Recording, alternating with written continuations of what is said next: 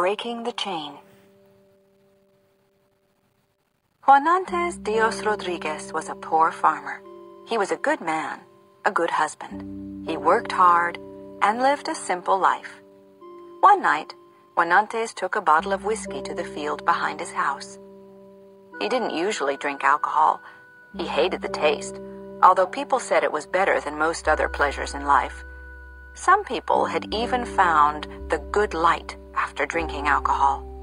A person who experienced the good light was able to leave this earth and for a short time stay between two worlds in a place where death couldn't touch them. This light meant good health, long life, happiness, good business. Everyone searched for this light. But Juanantes didn't drink until that night. There was no reason for his drinking, nothing to celebrate, no anger to drown or sadness to forget. But he couldn't fight his desire on that night. When he had finished the bottle, he heard a voice. The voice commanded him to go to the top of a mountain called the Hill of Sand on the first Tuesday of the 9th month at midnight. There he would find a large fire in the forest. He would see a bag by the fire. He had to approach the fire and pick up the bag before the fire burned it. Inside the bag, there would be treasure and something else, a mandate. He had to do exactly what the mandate ordered him to do. On the first Tuesday of the 9th month, his wife, Cardinala, went with him to the Hill of Sand. They left at midnight, as the voice had instructed, and walked through the forest. They were afraid but excited at the same time. The noises of the night were all around them. Eyes shone in the dark, watching them. Juanantes had told Cardinala about the voice during a moment of weakness as he lay there recovering from his night of drinking. He knew now, as she pushed him forward in the darkness, that it had been a mistake to tell Cardinala. Since he had told her about the voice, he had had no peace. Farm and his animals had suffered. Cardinala wouldn't leave him alone, day or night.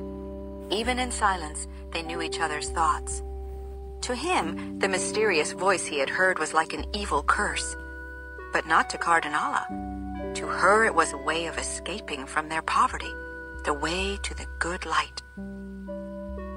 Juanantes wanted the treasure, but at the same time, he feared it. He wasn't sure he should do what the voice had commanded. But Cardinala's desire infected him. She decided for both of them. They would go to the Hill of Sand. They would do exactly what the voice had told them to do. They would find the treasure. She planned. She worried. If the bag contained money, how would they spend it? If it contained jewels, who could they sell them to? She woke him up with her fears. The police might ask questions. If there's gold in the bag, what will we do? The more she pushed, the more full of doubt he became. I may be poor, but at least I'm happy, he told her. She called him a coward and threatened to go alone. So they went together on that dark night. At one point, Cardinala wanted to turn back. She suddenly had a black thought. She could see danger waiting for them. She called to Juanantes, but it was too late. He didn't hear her. He didn't answer. He didn't even turn his head. There was no moon. Cardinala could only see his white hat in the darkness. He walked on without stopping, without thinking. He wasn't cautious or indecisive now. There was another Juanantes inside his skin, fingers holding tightly onto his machete, eyes staring. What had caused this change in him? What was driving him forward? At last they came to the fire, an enormous, blinding fire. Juanantes waited for a moment, silent, thinking. Should they turn around? Could they escape this? Forget it had ever happened? Cardinala said nothing. Then Juanantes rushed forward and saw where the voice had told him it would be, an old cloth bag. He quickly took the bag, almost burning his face in the flames, and returned to Cardinala. Suddenly ambitious again, and filled with curiosity about what was in the bag, he took Cardinala's hand, and they ran from the place. They could see nothing in the darkness. they felt the outside of the bag. Bones and something heavier, with a weight like metal. Juanantes opened it and felt inside. It was impossible to see, but yes, there were the bones of a man, a machete, and in a smaller bag, a bottle of whiskey and some gold coins. Was this the treasure of the dead? It was all a mystery. He found a metal box and opened it. Inside, he could feel some kind of paper, a document. This must be the mandate. The events of later that night have never been fully understood. In the early hours when it was still dark, as Cardinala lay sleeping in their bedroom, Juanantes opened the metal box and read the mandate. The mandate told him to kill a man, Tierra. Kill? Juanantes shook with fear. He left quietly and went to a bar to have a drink. He needed a drink now, to calm himself. He needed to think. He was lifting his glass to his mouth when he heard someone say the name of Prudencio Salvatierra. The sound of that name filled him with hatred. His glass crashed to the floor. He couldn't see. He couldn't think. He wanted this man's blood. He had to spill this man's blood. He pulled out his machete and rushed toward Prudencio Salvatierra. "Fight, or be killed like a dog!" he shouted. Prudencio pulled out his machete. "Who are you? What do you want with me?" Juanantes attacked him. There were screams. People were running. Tables and chairs were knocked over as people crowded around to watch. Juanantes was wild, with the strength of 10 men. His machete came down again and again on Prudencio Salvatierra until the bar was red with his blood. Prudencio had no chance. Within minutes, he lay dead, his body in pieces. Later, Juanantes was questioned again and again by the judge. Why had he fought with Prudencio Salvatierra? Juanantes could give no answer. There was no logic. No, they had never met before. No, he was not an enemy until that night. Until the moment when Juanantes heard his name, the name he recognized, the name that was written in the mandate. Juanantes was found guilty of murder and sent to prison for 10 years. Cardinala found employment as a servant near the prison so that she could visit Juanantes every Sunday. After many Sundays, they began to talk of when Juanantes would be freed. "What are you going to do?" asked Cardinala. Juanantes heard her words again and again in his mind. What are you going to do? What are you? Not we. He looked hard at Cardinala, as a policeman looks at a suspect, searching for signs. Was she planning to stay in the city? Was there another man? "Tell me, Cardinala, aren't you coming back with me?" "No." Her quiet answer, her guilt, hit him. For a moment he couldn't speak. All right. But I must go back to our village. You know that, don't you?" "Yes, I know. But I don't care what you say. I'm not going with you. I went to see the priest. He told me it was the work of the devil. I'm not going to fall into that trap again." "The priest? Why did you go to the priest?" he asked her. "My boss wanted me to. He was worried about me. He's very kind to me." Juanantes then. He knew that he was losing Cardinala. Prison was bad, like a kind of death. 4 walls, always the same 4 walls. The desperate faces, the waiting, the long, lonely nights. But losing Cardinala? No. Impossible. There was nothing he could do, though. When the evil light has fallen on a man, everything goes wrong. He would have back to their village alone. The following Sunday, Cardinala came to visit as usual. "You've come," he said. "Of course I've come. What do you mean?" "Well, I thought—" You thought. You think too much," laughed Cardinala. In her mouth, a new gold tooth shone. "And this tooth?" asked Juanantes.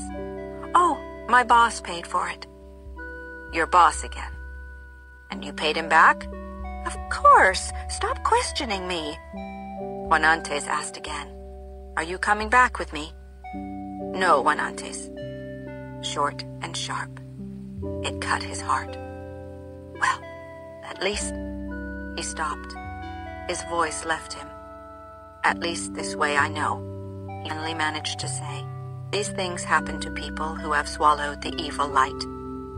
His sad eyes grew hard as he watched Cardinala's face. On his last day, he gathered his few remaining possessions, a few clothes, old and full of holes now, and the torn pieces of a picture of Cardinala. He had torn the picture up, put it back together, torn it up so many times, but still he saved the pieces.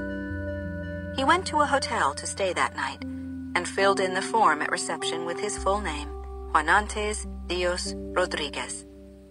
Then he left with no explanation. Why? The keys. Those large, heavy room keys reminded him of his prison cell, of hundreds of cells. He wandered around without sleeping or eating until his stomach ached with hunger. But he couldn't sit in the cafe, where people stood in line like prisoners. So he walked along the dusty road toward the mountains.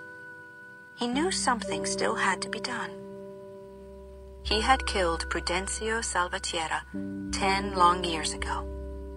Now he had to obey the mandate's final order. He went to where he had been living with Cardinala. Nothing had changed. Everything was as it had always been. The trees, the rocks. It even seemed that the same old dogs still now, after 10 years, slept in the sun. Juanantes felt full of sorrow. But he wasn't doing anything. He wasn't living. And so, without further thought, he called on the wise old man, Tata Guamarachito, for help. "It's no good being in this condition," the old man told Juanantes. "You're good for nothing. Nothing goes right. I know why you're suffering. As a young man, the same thing happened to me. Yes, I can help you. I can help you understand what you're dealing with. I can advise you about what you have to do. But I don't want to do what the mandate ordered," shouted Juanantes. "I have no enemies." "It's not necessary to have an enemy." "Yes, but to bury the evil light, this evil light, which by accident or pure bad luck I've fallen into, I know that I have to write a mandate, an order to kill someone. I have to put that into the metal box. But I keep telling you I have no one to kill. It's hopeless anyway. The evil light has entered my body like sand. I cough. I even cough blood. It's in me. It got into me in prison. As he was speaking, he lost control and fell coughing to the ground. But the old man was still not persuaded. "How do you know it's the evil light?" he asked calmly. Juanantes told him that pieces of the evil light were everywhere. He saw them clearly, dancing around him, causing him to cough, giving him night fevers. "Then get away from them," was the old man's advice. But Juanantes asked again with anger now. "How can I do this if I have no enemies?" "Calm down. I'm only trying to help. And don't blame yourself so much. You've paid your debt in prison for killing Salvatierra. You killed fairly. The two of you faced each other as men, with machetes. Salvatierra died and you lived. If you hadn't followed the mandate to kill someone, you would have been killed yourself, because it was written." But Juanantes was still unhappy. "It would be better if I were dead." "Don't talk like that. In my experience, it's never better to be dead than alive." "What has to be done then? What must I do?" "You must light the fire of evil light and write your own mandate to put into the metal box by the fire." "But I've told you, I can't write this mandate." "Juanantes, if you let me, I'll show you a way to break the chain of death the chain which has caught you. No, Tata. If I break the chain of death, it will only bring me more tragedy, more sorrow. The old man interrupted. The evil light that's around you is responsible for many deaths. It's time to put an end to it. I've told you that I can show you how to break this chain. Be brave. Believe in me. Write your own mandate. Use your own words. The words of Astronantes Dios Rodriguez, a man of honor. Then we'll do together what has to be done. They arranged to meet in 9 weeks, when the night would be at its blackest. On that night they waited, hidden behind some trees. They heard the sound of a horse coming, slowly, cautiously. Astronantes lit the fire. The horse and rider slowly approached the fire. The rider got down with his gun in his hand. A moment passed. There was silence. Then the rider rushed toward the fire, took the bag which Tata Guamarachito and Astronantes had left there, jumped onto his horse, and rode away into the night. See how simple it was, said Tata Guamarachito, throwing his arm around Astronantes' shoulder. Look at you. Already the evil light is leaving you. The sadness is lifting. But have you broken the chain of death? The bones, your machete, the same machete you used to kill Salvatierra, the bottle of whiskey, the gold, were all there in the bag. But you didn't order anyone to be killed. So what did you order instead? What did you write on that piece of paper with your signature, which you put in the metal box? That one thing I can't tell you. It's my secret. But you didn't order anyone to be killed? No.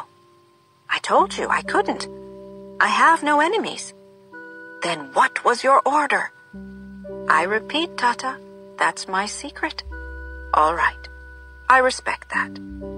Please forgive me, Tata. There's no need. Men with secrets are always interesting to me. But let me tell you, you're breaking a chain. A chain that has caused many deaths and destroyed many lives. Tata Guamarachito coughed, the heavy cough of a smoker. I'm close to 100 years old. But when I was your age, how old are you? About 30?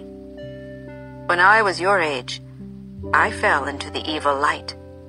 I was ordered to kill a man, Belisario Consuegra, a man I had never met, a man I had never seen. But one day, I was at a market buying a horse, and I heard someone shouting, Belisario! Belisario Consuegra! My blood turned cold. I couldn't see or hear. I took out my machete, found him, and ordered him to defend himself or be killed like an animal. He fought, but I killed him. I cut him into pieces. The smell of his blood made me crazy. But did you bury your evil light with a mandate? Yes, Astronantes. There was a man, a Mexican, my enemy. My mandate was found by Placido Salgaspera, and Salgaspera killed the Mexican with his machete.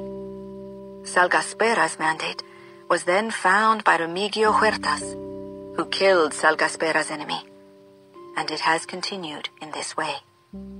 Say that you've broken the chain, Astronantes. Tell me this. But Astronantes only sat silently watching the sunrise.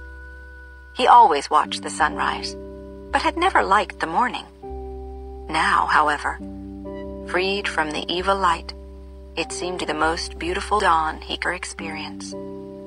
Suddenly, he wanted Cardinala. He wanted her so badly. But he stopped these thoughts as soon as they began. Why should he want her?